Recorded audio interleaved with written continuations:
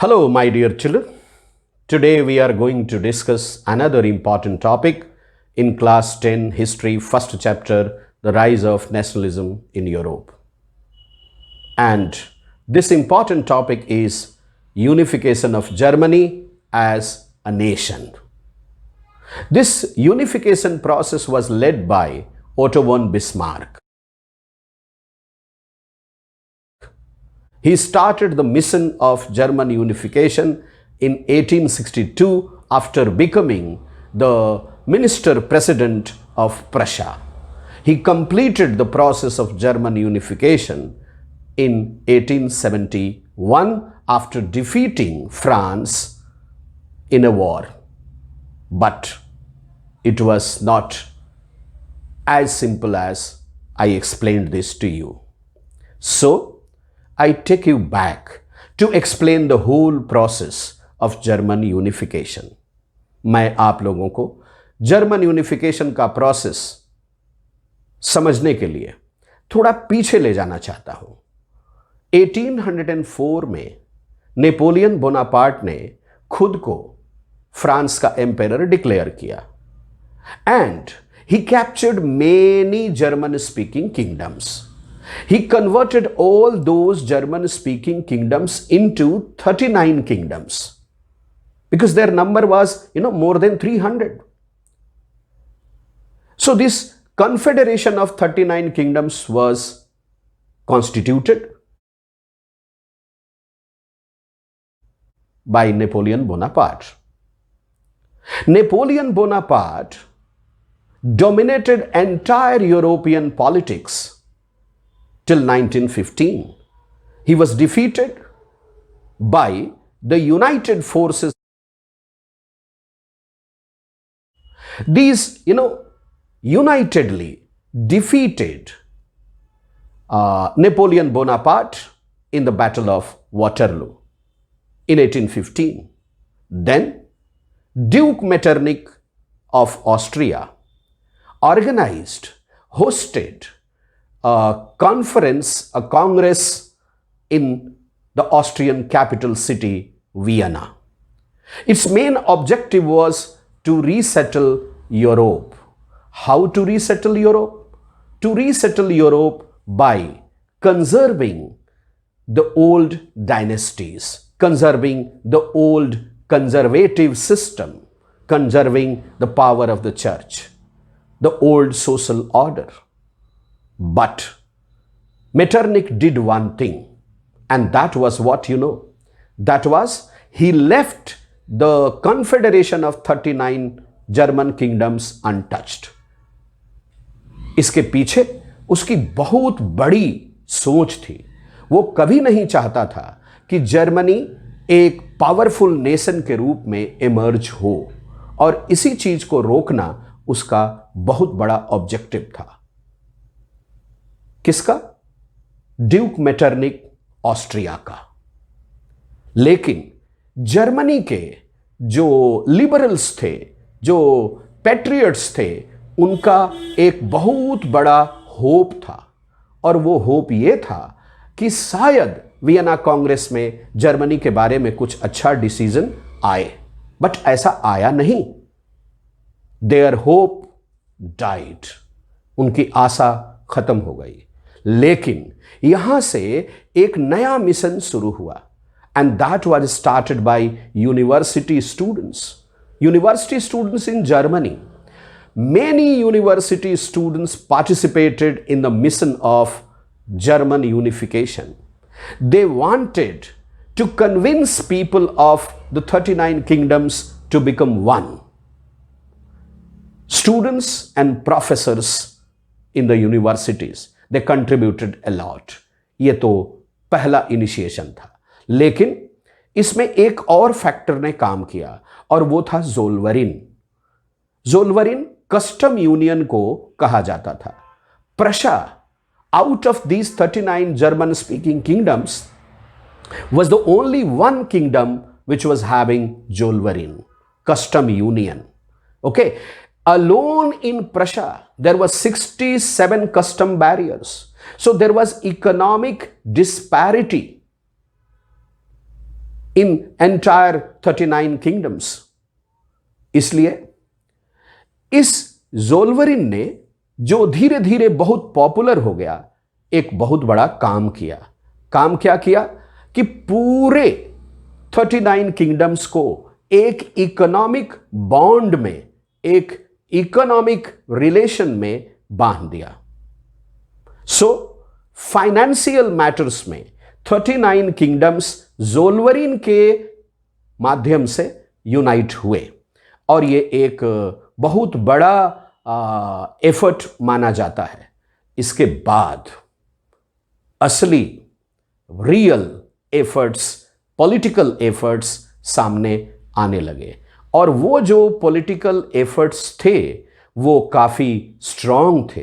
ये political efforts जो सामने आए, उसका नतीजा ये रहा कि 1830 से लेकर 1848 तक जर्मनी के सभी 39 स्टेट्स में बहुत सारे एजिटेशंस हुए। So many agitations for German unification in all 39 kingdoms between 1830 to 1848. And all these agitations had two objectives. Objective number one was to unify Germany, and objective number two was to frame a liberal parliamentary constitution and liberal parliamentary government in all 39 kingdoms. This was, the main objective behind these agitations. Okay? So, वे जब agitation शुरू हुए तो इसका एक बहुत बड़ा result आया। All 39 kingdoms started thinking in the same direction. Remember, students were supporting, Zolwarin was supporting.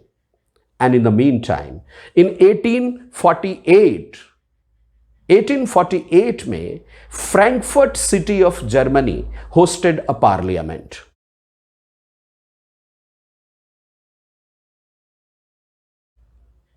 शुरू में तो 39 जो ये किंगडम्स थे, इनके 300 रिप्रेजेंटेटिव्स उसमें शामिल होने की बात हुई, बट उसमें टोटल 550 के आसपास रिप्रेजेंटेटिव्स शामिल हुए, and all the representatives assembled in Saint Paul church prayer hall in Frankfurt city. ये फ्रैंकफर्ट पार्लियामेंट में इस बात को लेकर के डिस्कशन हुआ कि जर्मनी का यूनिफिकेशन किस डायरेक्शन में आगे बढ़े, और इस पे काफी जोर दिया गया। उस समय जो प्रशा का राजा था, उसको इन सभी ने ये प्रपोजल दिया कि उसको जर्मनी का रिप्रेजेंटेटिव, यूनाइटेड जर्मनी के लिए रिप्रेजेंटेटिव मान लिया जाए। बट ये 39 किंगडम्स थे। जब ये 39 किंगडम्स यूनाइट हो जाते तो जर्मनी एक नेशन बनता, and if Germany could have been one nation, then there could have been only one king and only one chancellor or prime minister. So what about other 38? इसलिए ये objective उतनी अच्छी तरह से डिस्कस भी नहीं हो पाया और पूरा भी नहीं हो पाया। क्यों? क्योंकि इसके अगेंस्ट में कुछ लोग थे जो काम कर रहे थे जर्मनी के अंदर ही, जर्मनी के यूनिफिकेशन के अगेंस्ट में काम करने वाले लोग। लेकिन समय रुकता नहीं है, समय आगे बढ़ता है। इसलिए इसी फ्रैंकफर्ट पार्लियामेंट में जिस व्यक्ति को वहां का प्रेसिडेंट, एक तरह से फ्रैंकफर्ट पार्लियामेंट का प्रेसिडेंट बोलेंगे हम लोग, नॉमिनेट किया गया था, वो था, उसका नाम था Heinrich von Gagern. I repeat, Heinrich von Gagern. इसने एक बहुत बड़ा डिसीजन दिया, और वो डिसीजन था एक मुद्दे को लेके, एक टॉपिक को लेके, एक इशू को लेके। और वो इशू ये था कि बहुत सारे ऑस्ट्रियन स्पीकिंग रीजन्स जो थे वो जर्मनी के तरफ थे। तो प्रश्न ये था, क्वेश्चन ये था कि ऑस्ट्रियन पार्ट को जर्मन पार्ट का हिस्सा बनाया जाए या नहीं बनाया जाए, whether those areas which were speaking Austrian but they were part of German territory should remain German territory or not। तो इसको लेकर के जर्मनी के लोग दो पार्ट में बट गए, लिटिल जर्मन्स और ग्रेट जर्मन्स। लिटिल जर्मन्स जो ग्रुप था उसका मानना था कि Austria should be excluded from Germany, और जो दूसरा ग्रुप था ग्रेट जर्मन्स का, दे were of the opinion that Austrian speaking territories which are you can say part of German Confederation should remain part of Germany, United Germany। ठीक है, तो little Germans they got victory, or you can say their proposal was finalized। It means Austria was not going to remain, और Austrian speaking territories were not going to remain part of united Germany. ये बात तो एक clear हो गई, लेकिन एक और बात इससे क्लियर हुई, वो ये कि जब तक ऑस्ट्रिया पावरफुल रहेगा तब तक जर्मनी का यूनिफिकेशन पॉसिबल नहीं है। और इसी बात को लेकर के पूरे 39 किंगडम्स में डिबेट चल रहा था। इसी बीच में प्रशा के गद्दी पर, on the throne of Prussia, Frederick William first बैठा। विलियम फर्स्ट की पर्सनालिटी एक डायनेमिक पर्सनालिटी थी। He was a person of a very powerful will. He had the imagination, he had the skill, he had the psychology, he had the temperament to judge situations. He was expert in identifying people. He was expert in analyzing situation. But before William First also, there had been 3 options. William First के सामने 3 options खड़े थे। पहला option था कि वो Germany की army को, यानी प्रशा की आर्मी को इतना स्ट्रांग बना दे कि बाकी किंगडम्स को यूनिफाई कर सके। दूसरा ऑप्शन था उसके सामने कि एक्सक्यूज मी वो एंटायर जर्मनी को यूनिफाई करने की बजाय खुद ही गद्दी छोड़ दे। और तीसरा ऑप्शन था उसके सामने कि वो जर्मनी को यूनिफाई करने के लिए जो लिबरल लोग थे, जो पार्लियामेंट्री रिफॉर्म्स को मानने वाले लोग थे, उनके सामने सरेंडर कर दे।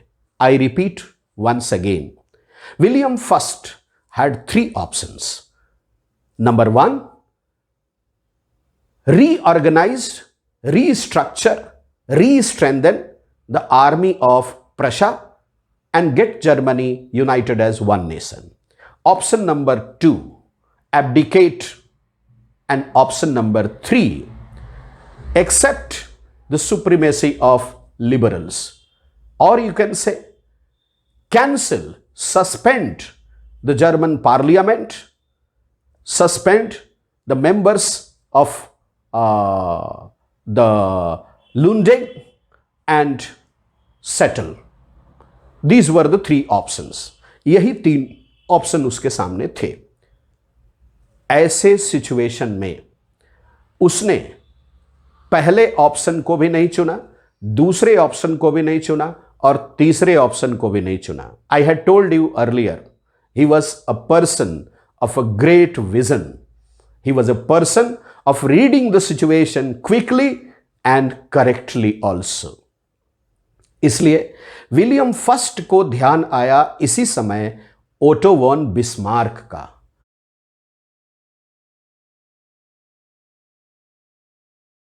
ओटो वॉन बिस्मार्क इस समय जब यह सिचुएशन चल रहा था पेरिस में था, और पेरिस में रहते हुए अभी उसको केवल 3 महीने हुए थे, only 3 months. Earlier than that, he was ambassador of Prussia in Russia, and he had developed very good relations between Russia and Prussia. इसलिए जब यह पेरिस में था तो विलियम फर्स्ट ने इसको बुलाया और 1862 में, in 1862 he appointed Otto von Bismarck as minister president, जिसको हम लोग चांसलर भी बोलते हैं। तो बिस्मार्क प्रशा का चांसलर बना। After becoming chancellor of Prussia, he took all the responsibilities, all the dreams of William first. And the only dream was what? All dreams means one dream, and the one dream was to unify Germany as one nation. Actually, William first wanted to be the emperor of united Germany as one nation. And Bismarck was the person, rather you can say Bismarck was the most suitable person for that mission. And that is why he had called him. Bismarck 1862 में chancellor Prussia का बनने के साथ ही 3 बातों को उसने साफ साफ कर दिया लोगों के सामने। शुरू में वो बहुत सक्सेसफुल नहीं माना गया, लेकिन एक बार जब सबकी मीटिंग चल रही थी और उस मीटिंग में उसने 3-4 बातें बिल्कुल क्लियर कर दी, तो इसको लेके उसकी पर्सनालिटी पे जो लोगों को शंका थी वो मिट गई। पहली बात उसने कही कि in politics emotions have no place at all. और दूसरी बात उसने कही, जो बड़ा इंपॉर्टेंट बात मानी जाती है, which is very important thing, he said, उसने कहा, मैं मिट्टी में मिल जाऊंगा, I will Paris along with William first, but I will not surrender to the liberals, to the parliamentarians. ये उसका स्टेटमेंट विलियम फर्स्ट को काफी स्ट्रेंथ दे गया, कॉन्फिडेंस दे गया। और इसके बाद बिना किसी के कंसेंट के, without consulting anybody, anybody means without consulting the Prussian parliament, Prussian court of the king, he did 2 things. Number 1, he started reorganizing, restructuring, re-strengthening the army of Prussia. और second thing जो उसने किया, he started raising fund which was very much required for the process of German unification.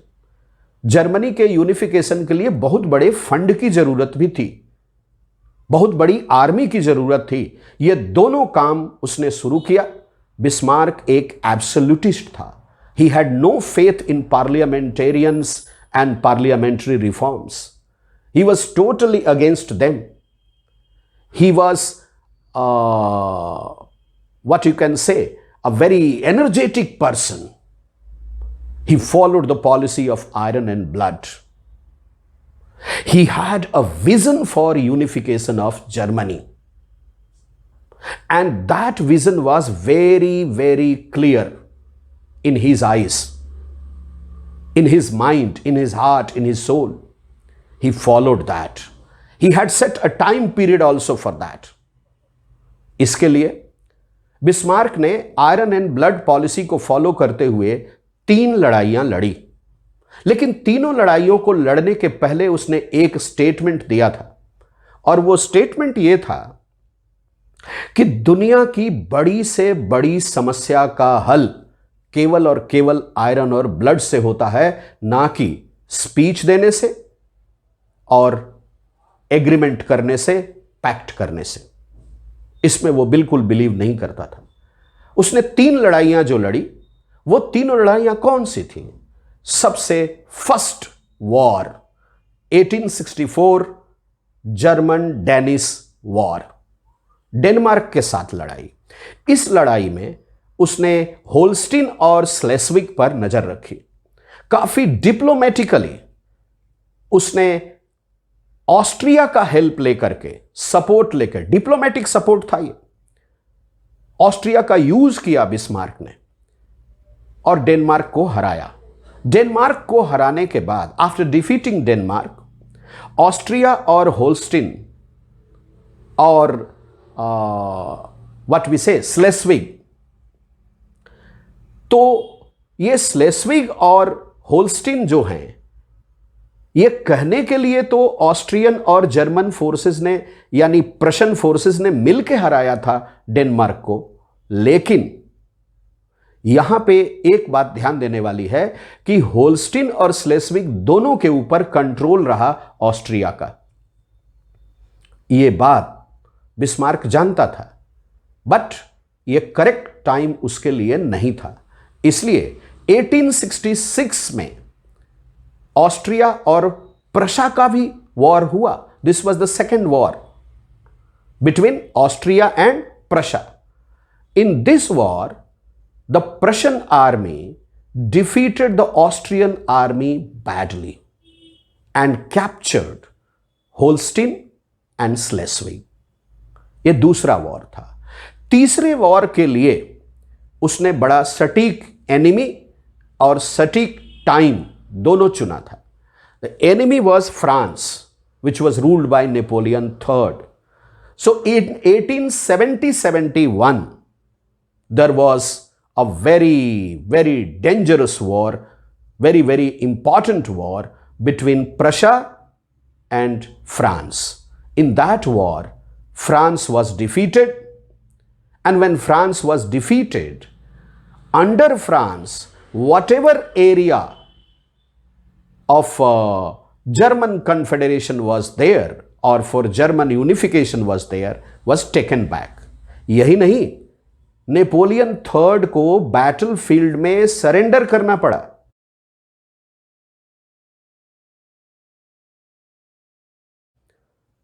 और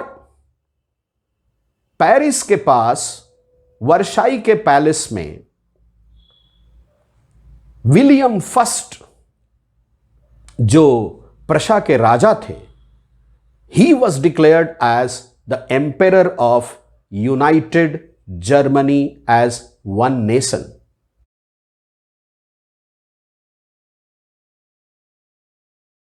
In the month of January 1871. Okay? This was the process of German unification.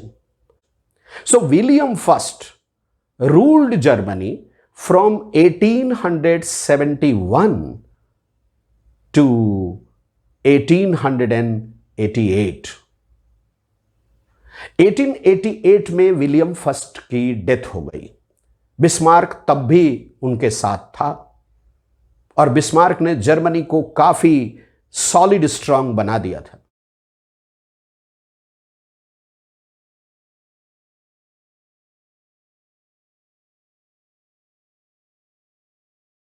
William second भी बहुत energetic व्यक्ति थे, very strange and very strong also. He was a person of independent thinking. इसलिए Bismarck dominate करे उनको यह पसंद नहीं था। बिस्मार्क और विलियम सेकंड के रिलेशंस अच्छे नहीं रहे। बिस्मार्क बर्लिन से दूर रहने लगा और धीरे धीरे बिस्मार्क रिटायरमेंट की ओर बढ़ रहे थे। बिस्मार्क ने 1890 में रिजाइन कर दिया, I repeat. Okay, so my dear students, ये स्टोरी थोड़ी लंबी जरूर है, बट मुझे लगता है कि बिस्मार्क के बारे में हमें यह जानना जरूरी था। So this is the process of German unification under the leadership of Otto von Bismarck.